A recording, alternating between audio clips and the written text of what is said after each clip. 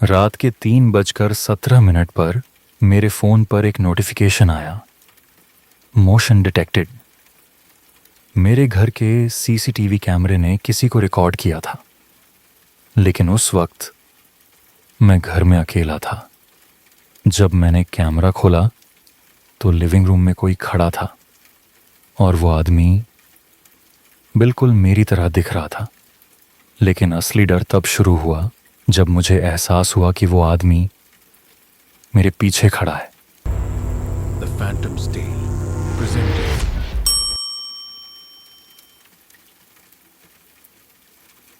अगर आपके घर में सीसीटीवी कैमरे लगे हैं तो मेरी कहानी सुनने के बाद शायद आप उन्हें दोबारा देखने से पहले 2 बार सोचेंगे, क्योंकि मेरे साथ जो हुआ वो सिर्फ एक कैमरे की रिकॉर्डिंग नहीं थी, वो कुछ और था। और सबसे डरावनी बात यह थी कि उस रिकॉर्डिंग में जो आदमी दिखाई दे रहा था वो बिल्कुल मेरी तरह दिख रहा था। लेकिन उस रात मैं अपने कमरे से बाहर निकला ही नहीं था। मेरा नाम आरव है। मैं दिल्ली के एक छोटे से अपार्टमेंट में अकेला रहता हूँ। फ्रीलांस वीडियो एडिटर हूँ, इसलिए अक्सर देर रात तक काम करता रहता हूँ। करीब 3 महीने पहले मेरे इलाके में 2 चोरी की घटनाएं हुई थीं। इसी वजह से मैंने अपने फ्लैट में 2 सीसीटीवी कैमरे लगवा लिए थे। एक कैमरा लिविंग रूम में था और दूसरा मुख्य दरवाजे के ठीक सामने। दोनों कैमरे मेरे फ़ोन से जुड़े हुए थे। अगर घर में हल्की सी भी हरकत होती तो मेरे फ़ोन पर तुरंत मोशन अलर्ट आ जाता। पहले कुछ दिनों तक मैं हर नोटिफिकेशन देखकर घबरा जाता था, लेकिन बाद में समझ आ गया कि ज़्यादातर बार ये सिर्फ हवा से हिलता पर्दा या किसी गाड़ी की हेडलाइट होती है। फिर धीरे धीरे मैंने नोटिफिकेशंस को इग्नोर करना शुरू कर दिया। लेकिन उस रात वो नोटिफिकेशन अलग थी। समय था सुबह के 3:17। मैं अपने कमरे में बैठा एक वीडियो एडिट कर रहा था। कमरे में सिर्फ लैपटॉप की हल्की नीली रोशनी थी। तभी मेरा फ़ोन अचानक वाइब्रेट हुआ। स्क्रीन पर एक नोटिफिकेशन चमक रही थी, motion detected, living room camera. मैंने फ़ोन उठाकर स्क्रीन को देखा। मेरे माथे पर हल्की सी शिकन आई, क्योंकि उस वक्त मेरे घर में मैं अकेला था। मैंने सोचा शायद फिर से वही पर्दे वाली बात होगी। मैंने कैमरा ऐप खोला। स्क्रीन पर लाइव फुटेज दिखाई देने लगी। लिविंग रूम बिल्कुल शांत था।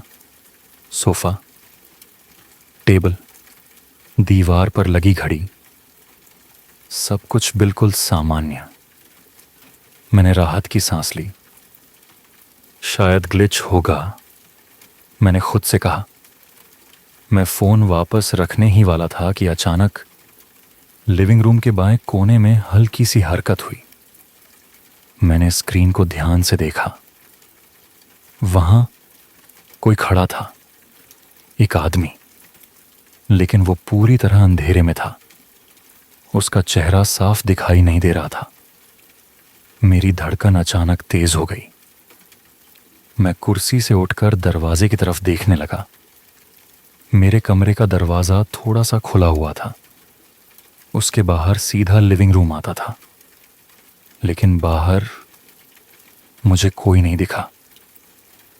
मैंने फिर फ़ोन की स्क्रीन देखी।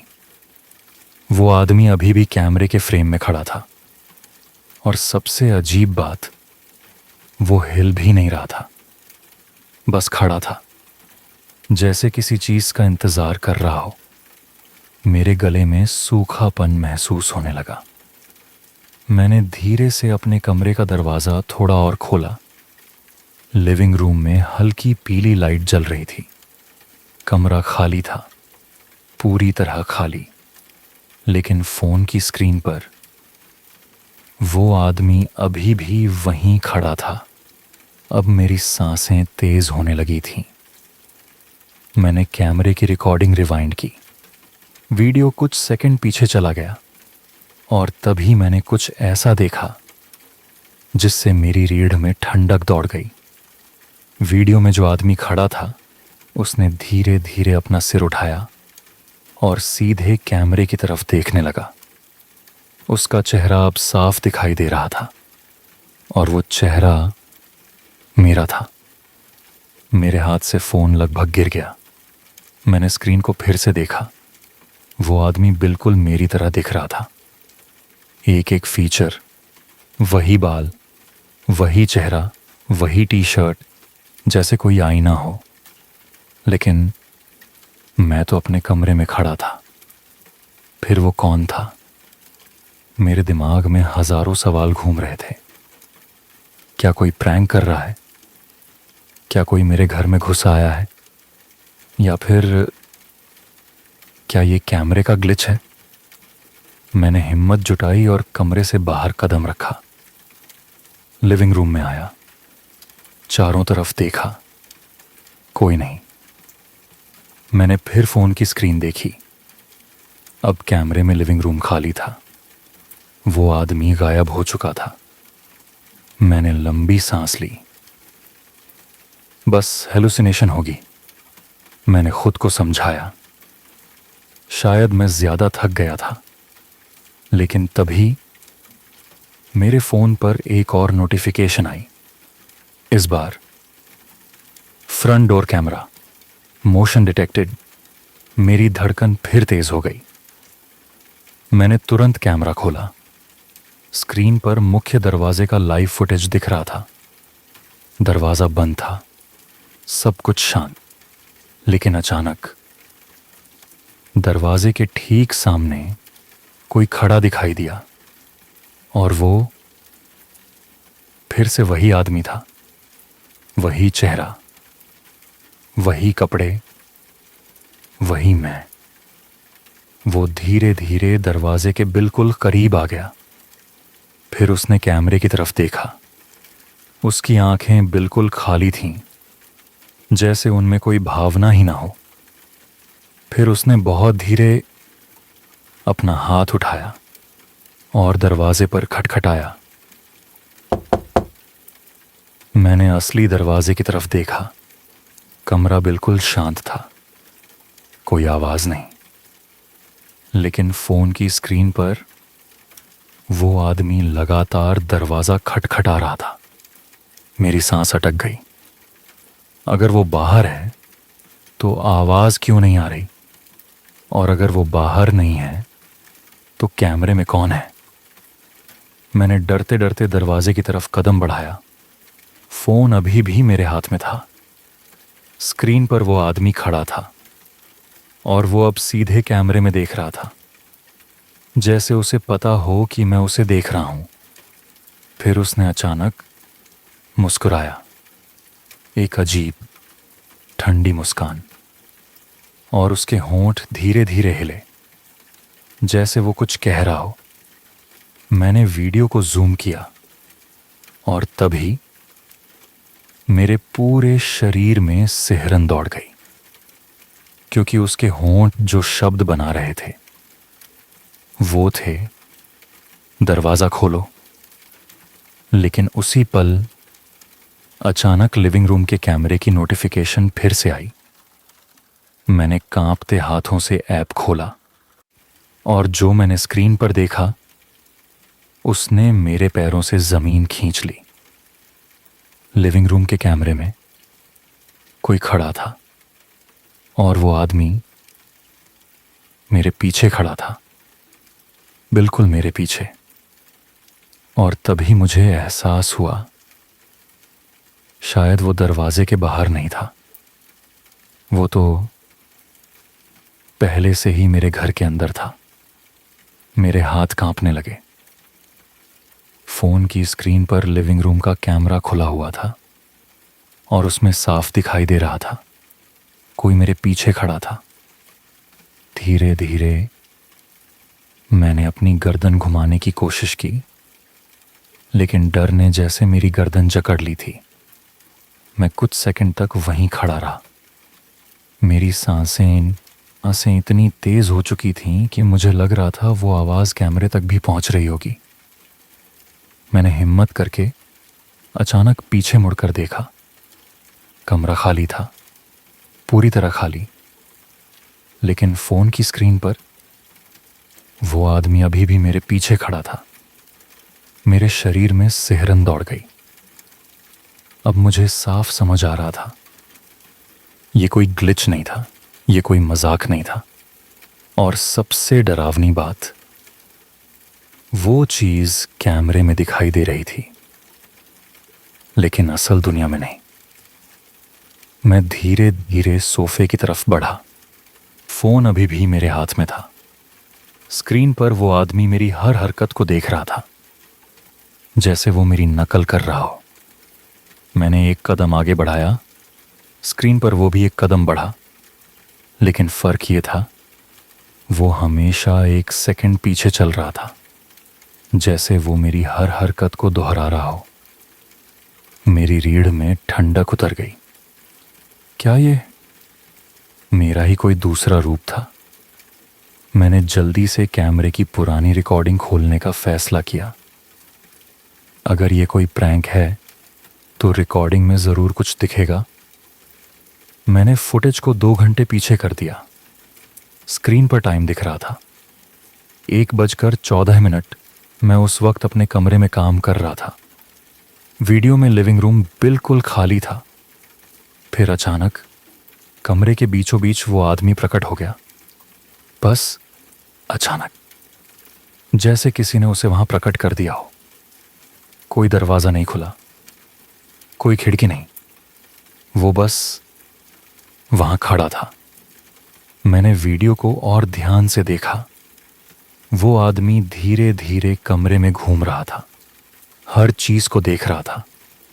दीवारें, टेबल, सोफा, जैसे वो मेरे घर को पहली बार देख रहा हो।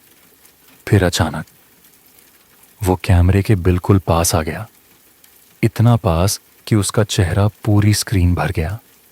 और उसने धीरे धीरे कहा, जल्दी मिलेंगे।